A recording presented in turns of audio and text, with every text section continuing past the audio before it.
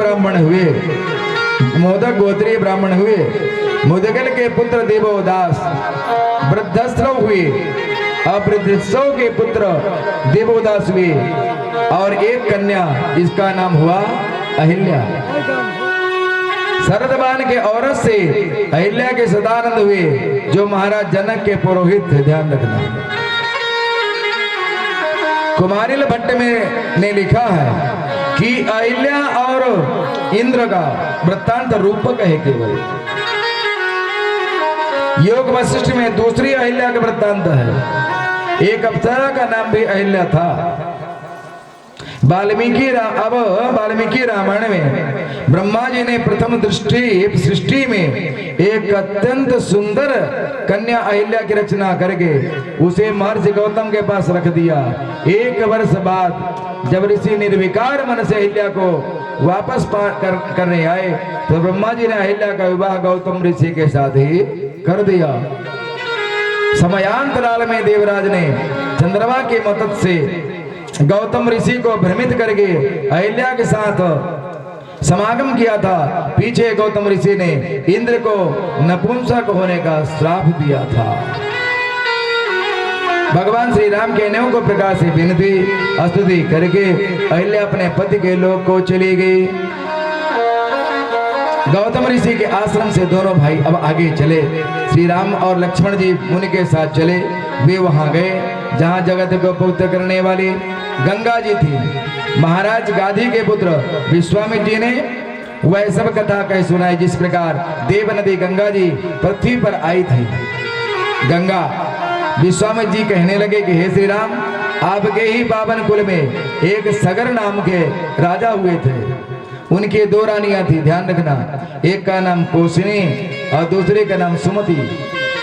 सुमति गरुड़ की बहन थी। महाराज सगर ने हिमालय के भृगु प्रश्रवण नामक शिखर पर अपनी दोनों पत्नियों के साथ 100 वर्ष तक तपस्या किया। तपस्या से प्रसन्न होकर के महर्षि भृगु ने महाराज सगर को वर दिया कि हे राजन, आपको बहुत से पुत्रों की प्राप्ति होगी। केसिनी के एक पुत्र तथा सुमति ने तुम्बी आकार का गर्भ पिंड उत्पन्न किया, जिसे फोड़ने से 60,000 बालकों की उत्पत्ति हुई। महाराज सगर ने आर्यावर्त में यज्ञ का अनुष्ठान किया। उस यज्ञ के अश्व को इंद्र ने चुराकर कपिल मुनि के आश्रम में बांध दिया था। रानी केसरी के एक पुत्र हुआ असमंजस, उसका पुत्र हुआ अंशुमान। असमंजस दुराचारी होने के कारण पिता द्वारा नगर से निष्कासित कर दिया गया था। अंशुमान मधुर भाषी और पराक्रमी था। सगर ने इधर 60,000 पुत्रों को आदेश दिया कि तुम एक एक योजन भूमि बांट करके उसका चप्पा चप्पा देख डालो और अश्व चोर खोज निकालो कि घोड़ा को किसने चुराया।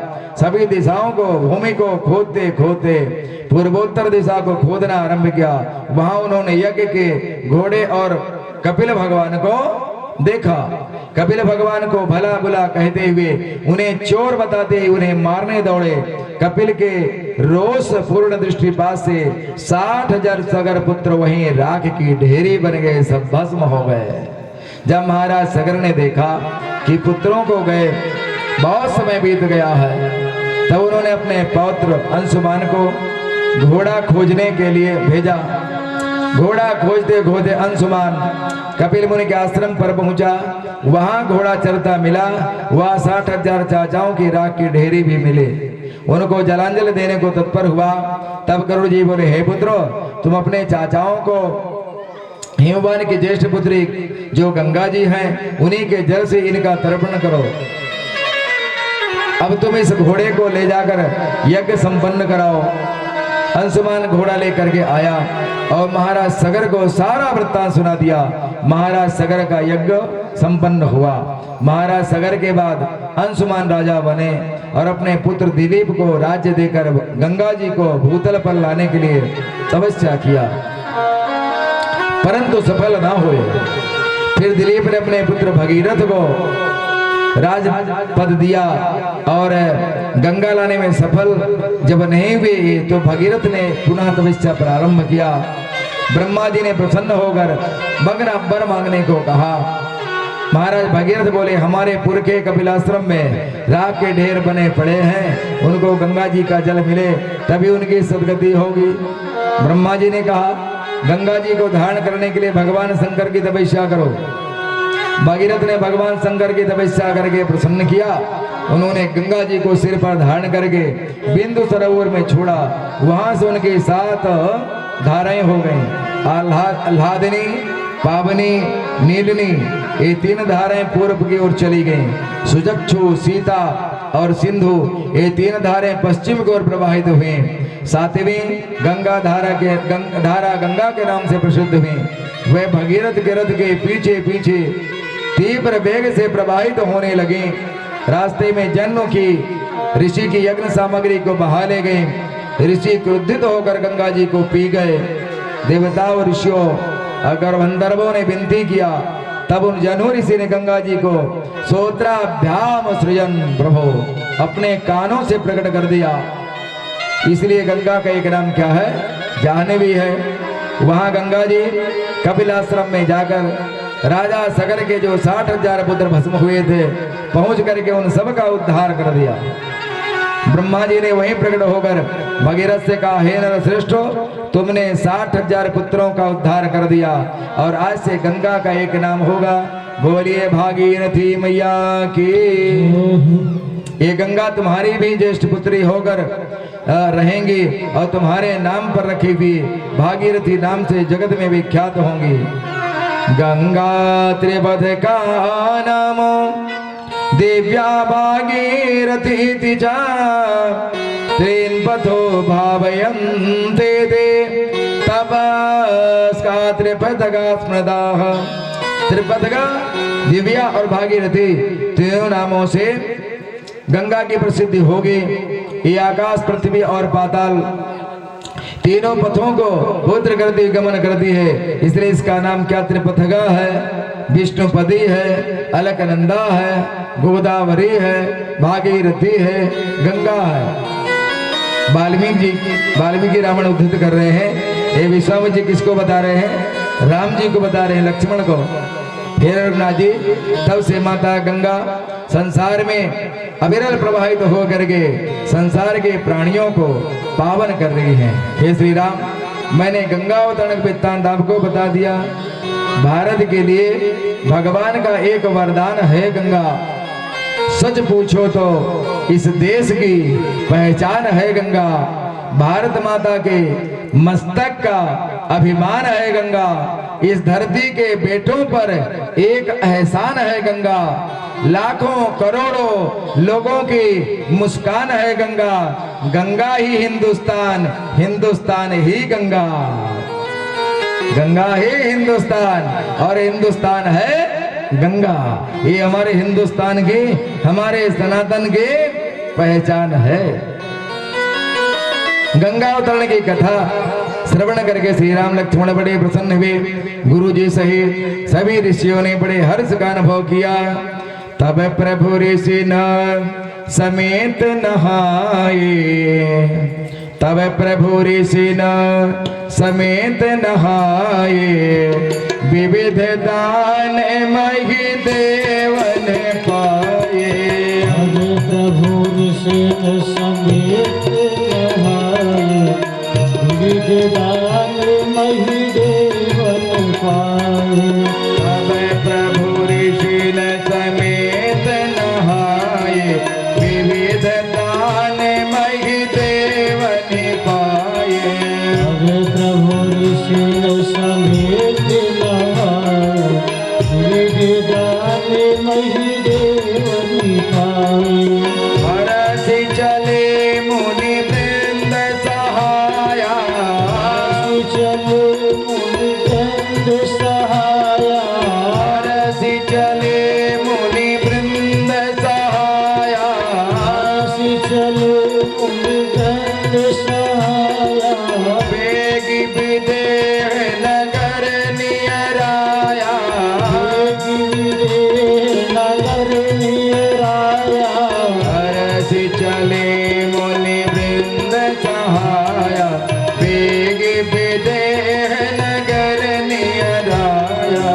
हरषि चले विदेह नगर निराया हरसि चले मुनि वृंद सहाया वेगी विदेह नगर निराया। स्थाई में चलो वृंद सहाया वेगी विदेह नगर निराया। बड़े हर्ष का अनुभव किया श्री राम जी भाई लक्ष्मण से जनकपुर की शोभा देखते हुए बड़े प्रसन्न हुए। अनेक कुएं नदी और तालाब हैं, जिन तालाबों में रंग रंगे के कमल खिल रहे हैं, बाग बगीचों में अनेक प्रकार के पक्षी कलरव कर रहे हैं। नगर में सुंदर बाजार में धनी व्यापारी अनेक प्रकार की सुंदर वस्तुएं लेकर के अपनी अपनी दुकानों पर बैठे हैं। नगर के बाहर सर अर्थात तालाब और नदी किनारे अनेकों राजा लोग ठहरे हुए हैं। वहीं एक बाग अमराई देख करके विश्वामित्र जी ने यहाँ कहा, यहाँ पानी छाया सभी सुविधाएं हैं। कौशिक कहे वो मोर मन माना यहाँ रही रघुवीर सुजाना। भले ही नाथ कहे कृपयन कहता उतरे तह मुनि वृंद समेता। तो प्रभु ने ऋषियों से गंगा जी में स्नान किया, ब्राह्मणों ने भांति भांति के दान पाए। फिर मुनि वृंद के साथ वे प्रसन्न होकर के चले और शीघ्र ही जनकपुर के निकट पहुंच गए। श्री राम जी सभी ऋषि मुनियों के साथ उसी स्थान पर रुक करके अपने अपने आसन लगाने के लिए गुरु जी से आज्ञा मांगी। वाल्मीकि जी ने सुंदर भाव में लिखा कि राम से वचन श्रुत्या विश्वामित्रो महामुनि निवास मकरो देशे विवेक्ते सलिलान्विते। श्री रामचंद्र जी का यह वचन सुन करके महामुनि विश्वामित्र ने एकांत स्थान में डेरा डाला, जहां पानी का बढ़िया सुंदर व्यवस्था था। जब महाराज जनक ने विश्वामित्र मुनि का आगमन सुना तो अपने पुरोहित सदानंद जी को साथ लेकर के स्वागत करने आ गए और श्रद्धा से मुनि को अर्घ्य पाते से सम्मानित किया। महाराज जनक ने विश्वामित्र जी को आसन समर्पित किया। सभी ब्राह्मणों ने भी मुनि का स्वागत सत्कार किया। विश्वामित्र जी ने के सत्कार करने के बाद महाराज जनक ने अनुपन राम लक्ष्मण को देखा और जब राम लक्ष्मण को देखा, ओहो किंदा सुंदर स्वरूप है। श्याम गौरे मृदु बयस किशोरा, बड़ा सुंदर भाव वर्णन है यहाँ पर। श्याम गौरे मृदु बयस किशोरा लोचन सुखद विसचित चोरा। किशोरा लोचन सुखद विसचित चोरा। श्याम गौरे मृदु बयस किशोरा लोचन सुखद विसचित चोरा। श्याम गौरे मृदु बयस किशोरा लोचन सुखद विसचित चोरा। मूरति मधुर मनोहर देखी, मूरति मधुर मनोहर देखी, मूरति मधुर मनोहर देखी, मूरति मधुर मनोहर देखी। भयउ विदेहु विदेहु विसेखी, विदेहु विदेहु विशेषी। श्याम गौर मृदु बयस किशोरा लोचन सुखद विसचित चोरा।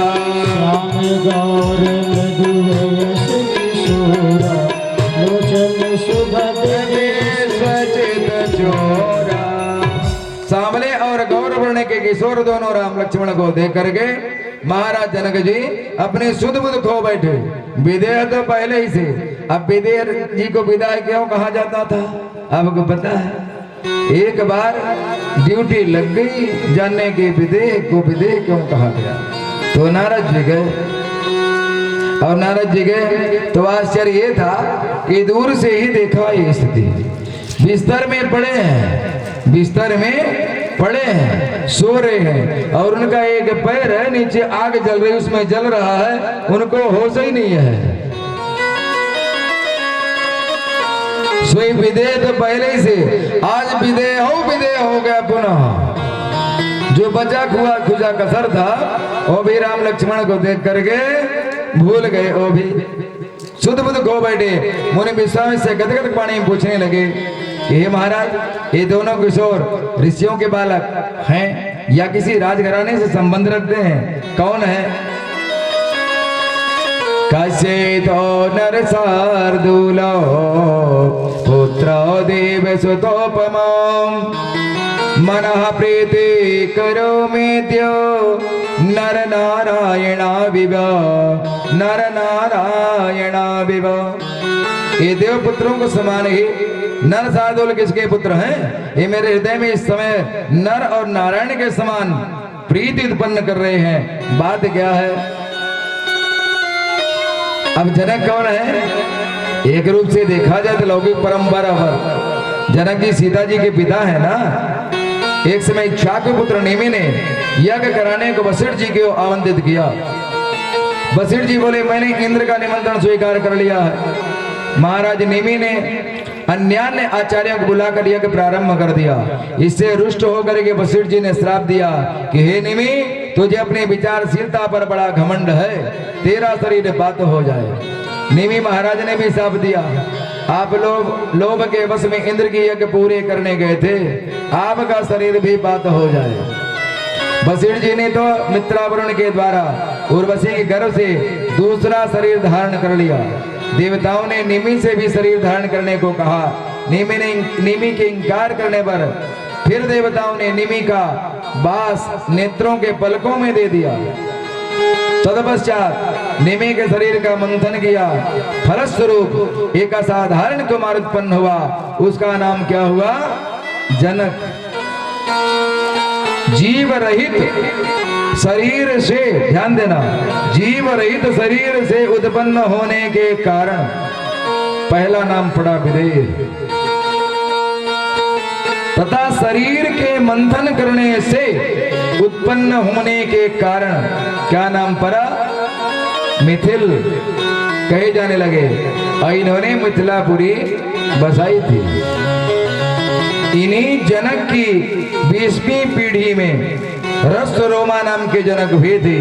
इनके दो पुत्र हुए, एक शीरध्वज जनक सीता जी के पिता कहलाए, जो मिथिला के राजा थे, और दूसरा कुशध्वज जिनका नाम था कुशकेतु, मांडवी के पिता जो सांकास्य नगर के अधिपति थे।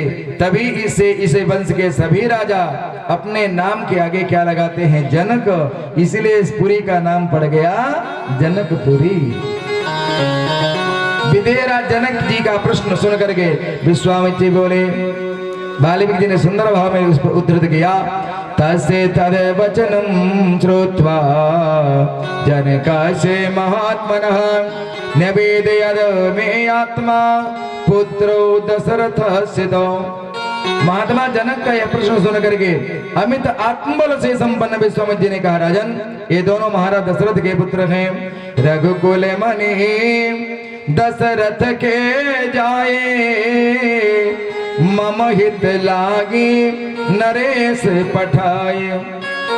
ये महाराज जनक जी ये अयोध्या नरेश महाराज दशरथ के पुत्र राम और लक्ष्मण है। महाराज ने इनको मेरी यज्ञ की रक्षा के लिए, मेरे हित के लिए मेरे साथ इनको भेजा। राम लखन दो बंधु बर, रूपशील बल धाम, मखरा क्यों सब साखी जगू, जीते असुर संग्राम। ये राम और लक्ष्मण दोनों श्रेष्ठ हो।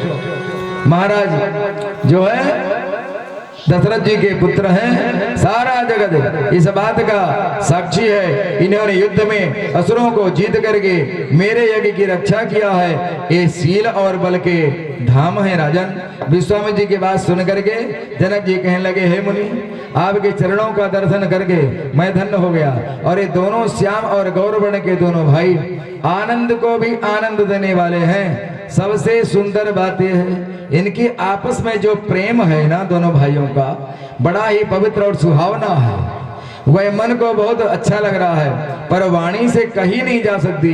विदेह जनक जी आनंदित होकर कह देते, हे नाथ सुनिए, ब्रह्म और जीव की तरह इनमें स्वाभाविक प्रेम है।